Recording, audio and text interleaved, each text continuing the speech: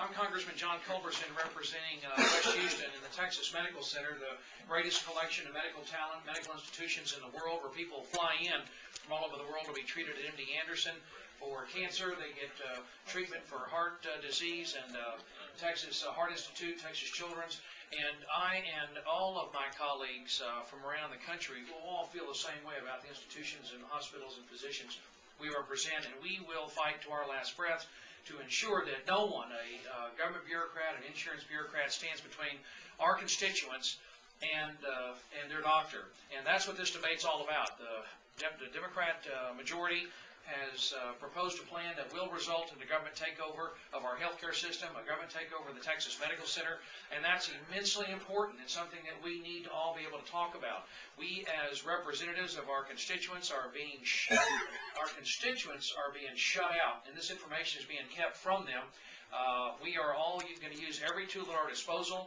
I'm broadcasting live right now on all of my internet sites on QIK.com. Through a Nokia 95 high-resolution color internet camera, and Nancy Pelosi can't censor that. Nancy Pelosi will have about as much luck shutting out the public today in the age of the internet as she will controlling the wind. And we will not stand for it. We're not going to sit still for it, and we'll use every tool at our disposal, social media, the internet, to communicate with our constituents. It's an outrage. This is a part of a pattern of abuse of power by this liberal majority who is terrified of the public, because liberals can't govern in the sunshine.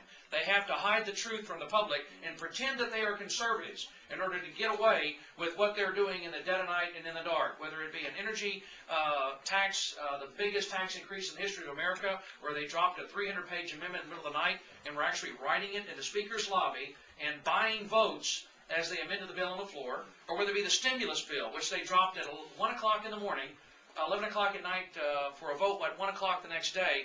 We have a pattern of abuse of power, of shutting out the public, a pattern of keeping the public in the dark that is not going to, that we're not going to stand for. I've got a newsletter at Franking right now, an energy newsletter that I've been told I cannot publish because it contains information from the Heritage Foundation, because it contains information that the majority disagrees with.